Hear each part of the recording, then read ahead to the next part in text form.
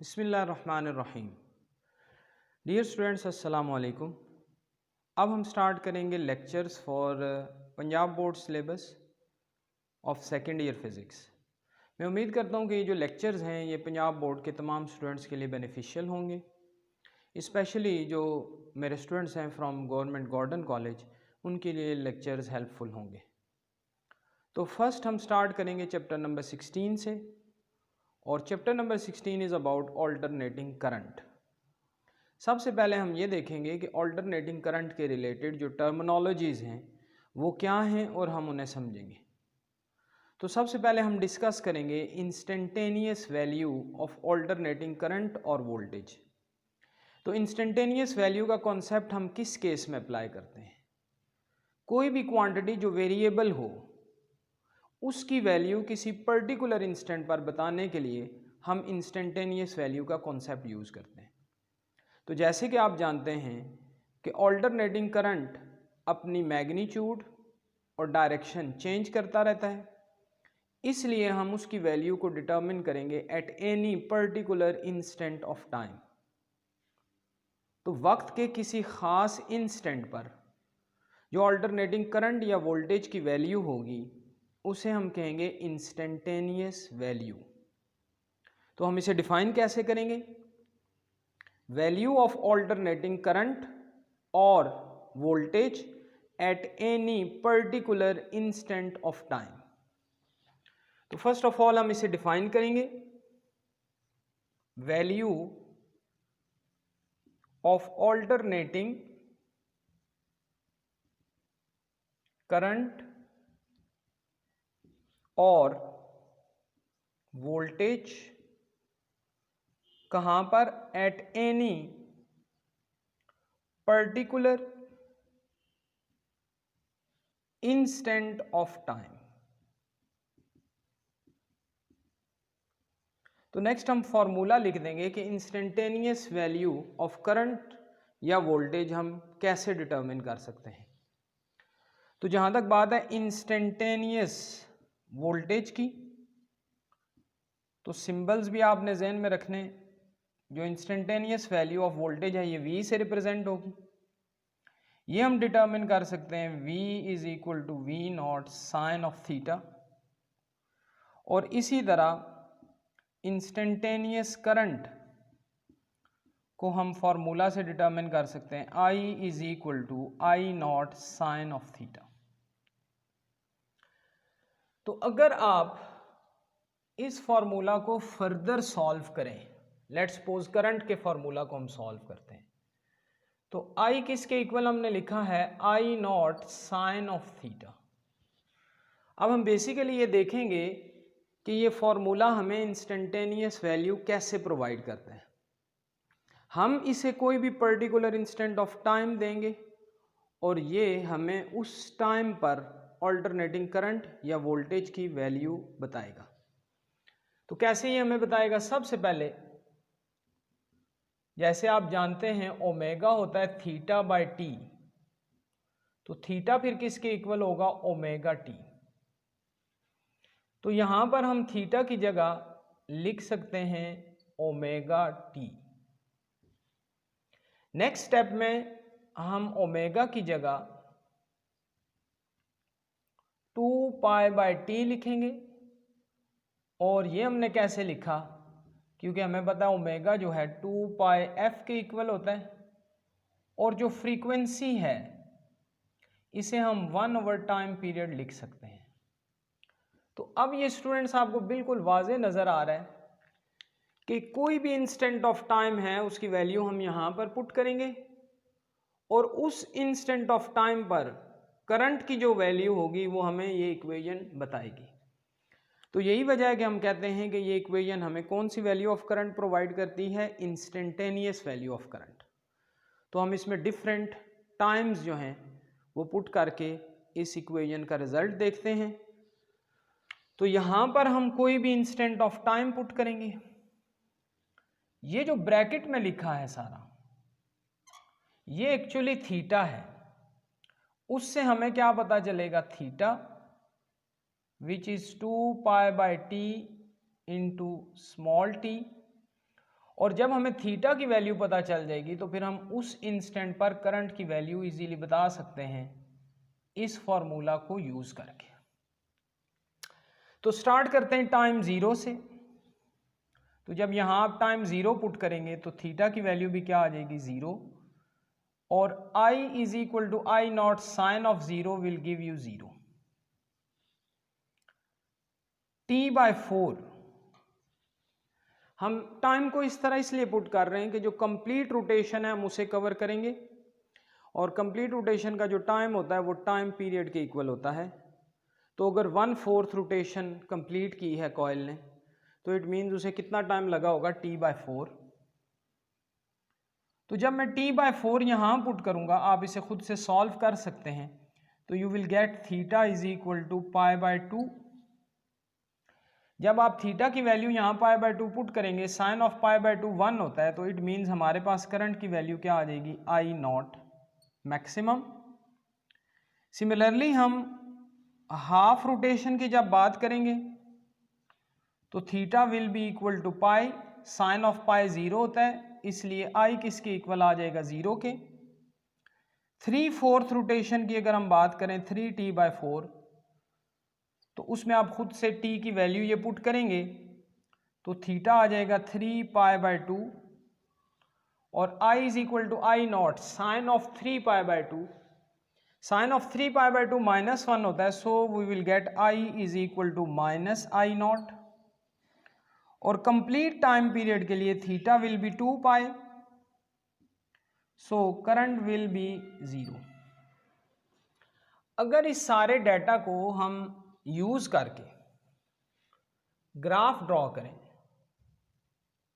Current और time में,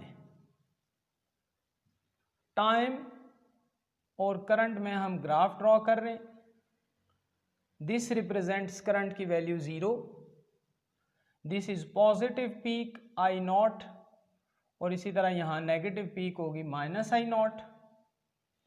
तो यहां पर टाइम T/4, फिर टाइम T/2, फिर 3T/4, और फाइनली कंप्लीट रोटेशन होगी टाइम T पर। अब किसी भी टाइम इंस्टेंट पर देखें, इस इक्वेशन ने हमें करंट की वैल्यू प्रोवाइड की है। अब हम इसे ग्राफिकली प्लॉट करते हैं। तो टाइम 0 पर करंट इज 0, T/4 टाइम पर करंट इज मैक्सिमम, T/2 पर इट इज अगेन 0, 3T/4 पर नेगेटिव मैक्सिमम, और टाइम T पर it again approaches it's 0 value. तो इन पॉइंट्स को ज्वाइन करने से जो ग्राफ आएगा ये आपको रिप्रेजेंट कर रहा है ऑल्टरनेटिंग करंट। तो अब ये इंस्टेंटेनियस वैल्यू क्या है? फॉर एग्जांपल आपसे कहें alternating current at time t is equal to T/4, तो आप इजीली बता सकते हैं। आप ये कहेंगे T/4 पर ऑल्टरनेटिंग करंट की वैल्यू थी maximum I is equal to I not,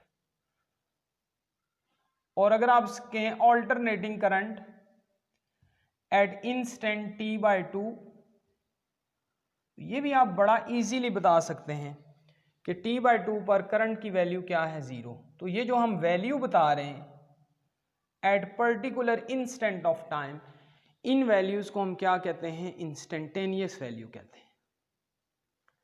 अच्छा, नेक्स्ट इसके जो रेलेवेंट चीज है वो है फेज ऑफ AC। तो नेक्स्ट हम डिस्कस करेंगे फेज ऑफ AC। चूंकि वो कॉन्सेप्ट इस कॉन्सेप्ट के साथ रिलेटेड है, इसलिए हम नेक्स्ट उसे डिस्कस करेंगे, phase of AC।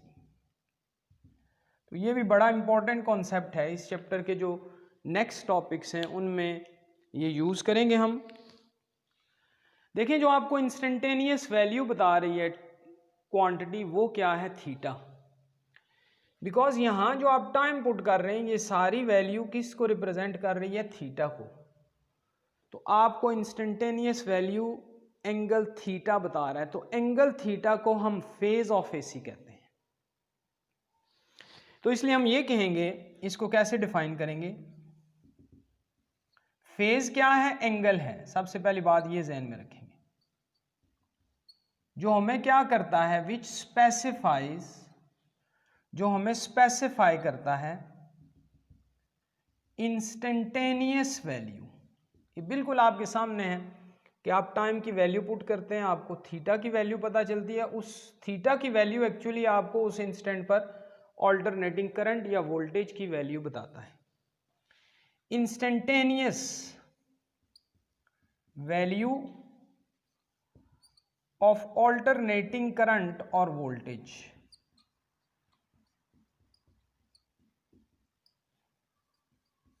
is known as phase of AC, is known as phase of AC। तो अब ये जो मैंने टेबल बनाया है, इसी टेबल को यूज करके ये हमने ग्राफ बनाया था करंट वर्सेस टाइम। आप करंट वर्सेस थीटा भी ग्राफ बना सकते हैं। तो ग्राफ की शेप तो चेंज नहीं होगी, लेकिन अब हम टाइम एक्सिस पर थीटा को कंसीडर करेंगे। यहाँ पर हम कंसीडर कर रहे हैं करंट को। तो ये करंट की वैल्यू 0 रिप्रेजेंट हो रही है, ये पॉजिटिव मैक्सिमम और ये नेगेटिव मैक्सिमम। थीटा 0, π/2, π3, π/2 और 2 पाई हम यहाँ मेंशन करेंगे।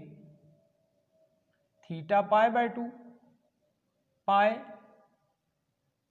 3 π/2 एंड फाइनली 2 पाई। अब इन वैल्यूज के कोरस्पॉन्डिंग हमें करंट की वैल्यूज पता हैं, हम वहां पर वो ड्रॉ करेंगे। तो at theta is equal to 0 current is 0, but at theta is equal to π/2 current is maximum. At theta is equal to pi current is 0, 3 π/2 current is negative maximum और 2 पाई पर करंट की वैल्यू क्या आ जाएगी? 0। अब हम इन पॉइंट्स को join करेंगे और आप देखेंगे जो वेव फॉर्म है वो एग्जैक्टली उसी तरह का आएगा जिस तरह हमने पहले से ड्रॉ किया। तो थीटा से मुराद फेज है।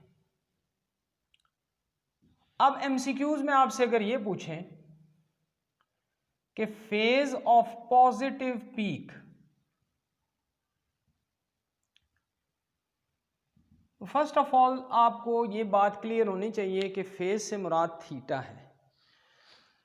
तो आप कहेंगे पॉजिटिव पीक पर थीटा की वैल्यू हमसे पूछी जा रही है, तो वाज़े तौर पर आप देख सकते हैं पॉजिटिव पीक का फेज क्या है? π/2। अगर आपसे क्वेश्चन किया जाए कि फेज ऑफ नेगेटिव पीक,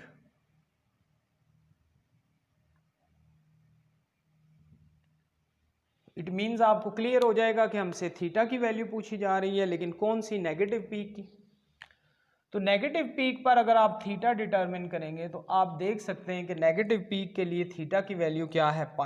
3 π/2। जहां वोल्टेज 0 है वहां पर फेज या 0 होगा या पाई होगा या 2 पाई होगा। यानी वोल्टेज की वैल्यू या ऑल्टरनेटिंग करंट की वैल्यू 0 किन फेज की वैल्यूज पर हो सकती है? या तो फेज 0 होगा, पाई पर भी वोल्टेज या करंट 0 होगा और 2 पाई पर भी वोल्टेज या करंट 0 होगा। तो नेक्स्ट जो लेक्चर्स होंगे उनमें हम फेज डिफरेंस की बात करेंगे, रूट मीन स्क्वायर वैल्यू की बात करेंगे और ऑल्टरनेटिंग क्वांटिटीज़ की वेक्टर रिप्रेजेंटेशन की बात करेंगे। Thank you.